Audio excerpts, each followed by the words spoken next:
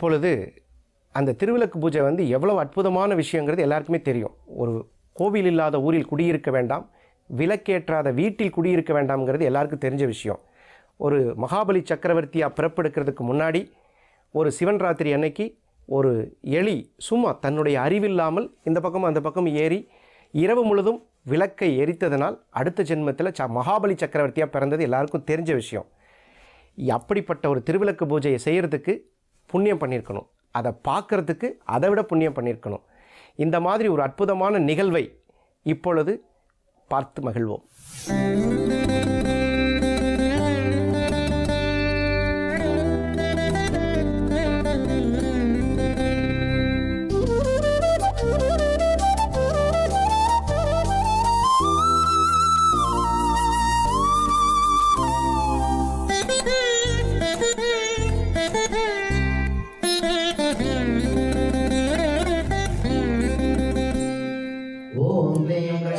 गोविंदाय गोपीजनवल्लभाय पराय पुरुषाय परमात्मने परधर्म मंत्र यंत्र तंत्र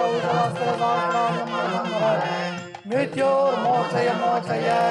ओम नमो भगवते महासुदर्शनाय देवात्रे ज्वालावृताय सर्वदिक्षोभराय स्वाहा।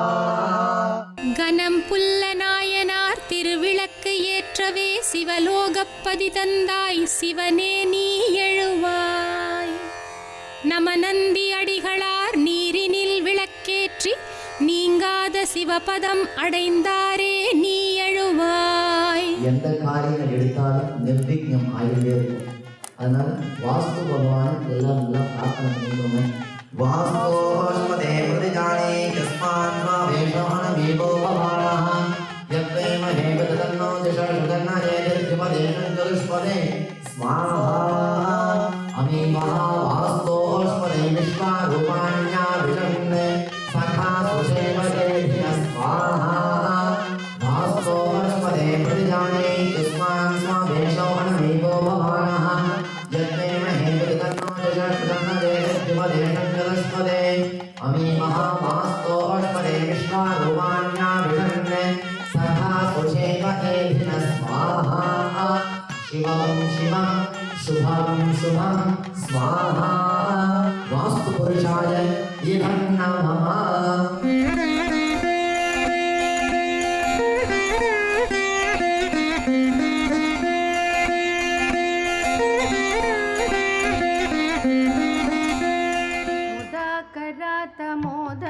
सदा विमुक्ति साधकं कलाधरावतंशकं विलासि लोकरक्षकं अनायकैकनायकं विनाशिते भदैत्यकं नताशुभाशुनाशकं नमामि तं विनायकं नमामि तं विनायकम्.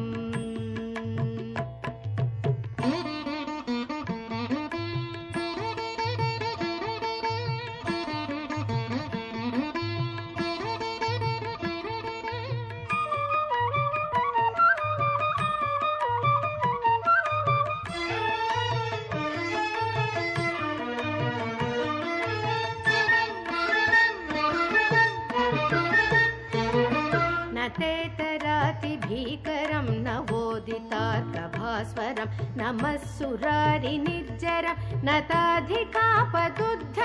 सुरेश्वरं निधीश्वरं गजेश्वरं गणेश्वरं महेश्वरं तमाश्रये परात्परं निरन्तरं परात्परं निरन्तरम्.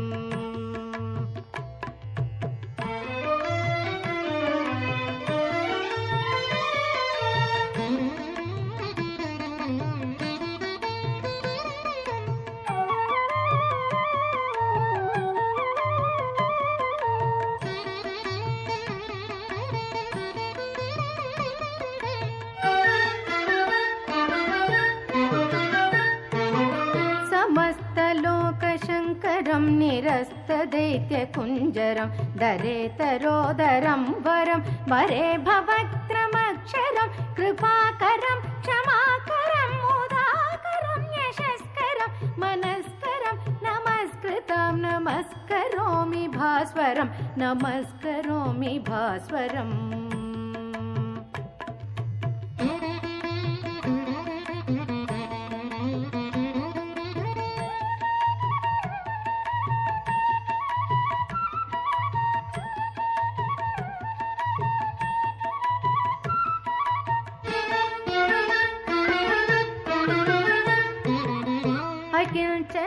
प्रतिमार्जनं चिरन्तनोक्तिभाजनं पुरारि पूर्वनन्दनं सुरारि गर्वचर्वणं प्रपञ्चनाशभीषणं धनञ्जयादिभूषणं कपोलदानवारणं भजे पुराणवारणं भजे पुराणवारणम्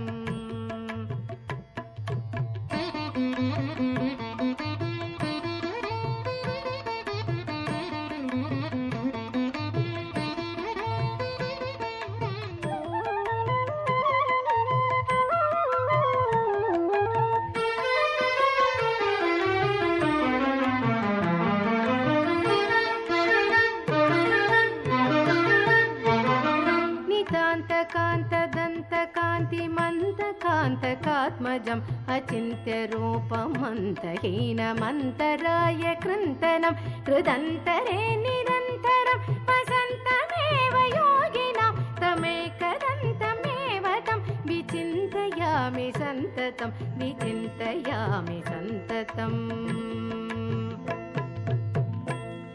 महागणेश पञ्चरत्नम् आदरेण योन्वहौ